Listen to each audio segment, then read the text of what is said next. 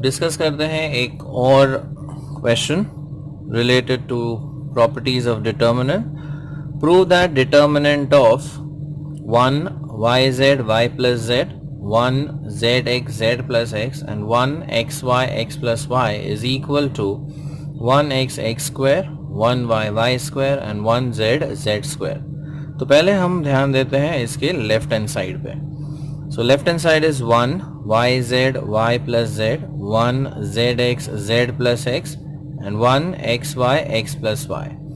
Now if you observe यहाँ पर एक कॉलम है 1 1 1 का, तो यहाँ पर अगर हम सब्ट्रैक्ट करते हैं रोज को तो यहाँ हमें दो जीरोस मिल सकते हैं. So what we do here is R1 की जगह पे R1 माइनस R2 ये डिफरेंस हम लेते हैं, तो यहाँ एक जीरो आ जाएगा and R2 को रिप्लेस करेंगे by R2 minus R3. So the steps we do is R1 minus R2 and then R2 minus R3. तो पहले देखते हैं R1 minus R2. So 1 minus 1 यहाँ आ गया 0, फिर YZ minus ZX and Y plus Z minus अगर हम Z plus X करते हैं तो Z कैंसिल हो जाता है and we have Y minus X.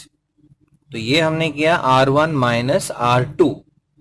अब करते हैं R2 माइनस R3. ये देखिए R2 minus R3, 1 minus 1 is 0, ZX minus XY and ये दोनों टर्म्स अगर हम सब्ट्रैक्ट करते हैं तो X कैंसिल हो जाता है and we have Z minus Y. Right, so we have done R1 minus R2 and R2 minus R3. अब third row would remain as it is. Now in the first row यहाँ पर तो 0 है, इसमें से हम z कॉमन ले सकते हैं तो ब्रैकेट में आएगा y माइनस एक्स. यहाँ पे जो थर्ड एलिमेंट है वो है y माइनस एक्स. R2 में फर्स्ट एलिमेंट 0, यहाँ पर हम x कॉमन ले सकते हैं so we have z minus y and last term भी है z minus y. R3 remains as it is. Now in the first row y minus x is a common factor. Second row में z minus y is a common factor. तो first row में से हम y minus x common लेते हैं तो यहाँ आ जाता है 0, ये तो बाहर ले लिया हमने, फिर आएगा z, ये भी बाहर ले लिया टर्म तो यहाँ आएगा 1. सेकेंड रो में से हम z माइनस y कॉमन ले रहे हैं so we have z minus y common. पहला एलिमेंट 0, ये z माइनस y बाहर आ गया सो वी हैव x, ये z माइनस वाई हमने कॉमन ले लिया तो यहाँ रह जाएगा 1 and third row would remain as it is 1 xy x plus y. So we have a determinant जिसमें फर्स्ट कॉलम में दो जीरो हो गए हैं. Right, so we can solve this determinant easily along C1 because first term is 0, second term is 0, so we can use the third element and get the answer easily. सो y minus X को हमने यहाँ पे उल्टा कर दिया है, order change, तो यहाँ नेगेटिव साइन आएगा so it becomes negative of x minus Y. z minus Y को भी हमने यहाँ इंटरचेंज कर दिया है तो it becomes minus of y minus z. और ये डिटर्मिनेंट अगर हम अलोंग C1 लेते हैं so first element would be 0, second element would be 0, third element is 1, और 1 का रो गया 1 का कॉलम गया. सो डिटर्मिनेंट जो आ जाएगा वो होगा z1 x1. तो ये डिटर्मिनेंट रिड्यूस हो जाता है सेकेंड ऑर्डर में since we are solving along C1. So first term है 0, सेकेंड टर्म है 0, थर्ड टर्म है 1, सो 1 का रो गया 1 का कॉलम गया तो ये सेकेंड ऑर्डर डिटर्मिनेंट में रिड्यूस हो जाता है. और यहाँ ये दोनों ब्रैकेट्स में हमने नेगेटिव साइन बाहर लिया है तो अंदर टर्म्स का ऑर्डर चेंज हो जाएगा. This would become x minus Y and this would become y minus z taking the negative sign outside. अब ये तो easily solve हो जाएगा, right? So z into 1 that is z minus x into 1 that is x. So इस determinant का value है z minus x and ये negative और ये negative हो जाएगा positive. So finally you have x minus y into y minus z into z minus x. So this is the left hand side. Now we proceed with the right hand side.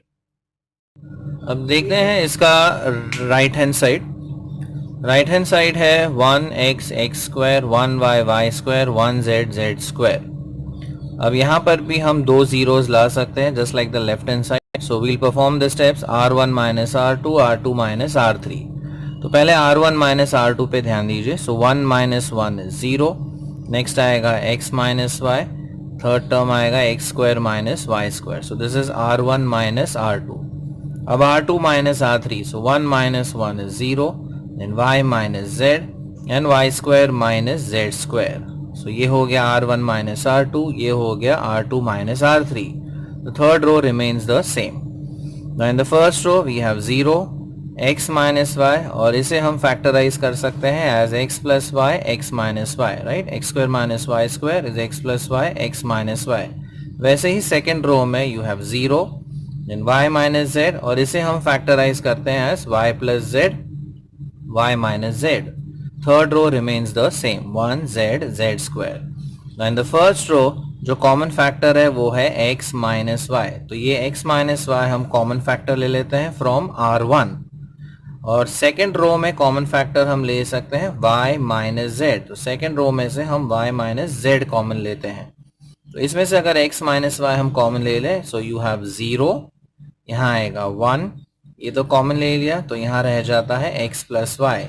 Second row में से हमने y minus z common लिया है, सो we have 0, ये common term बाहर आ गया, और इन दोनों में से y माइनस z बाहर लिया, तो यहाँ रह जाएगा y plus z, and last में रह जाता है 1z z स्क्वायर.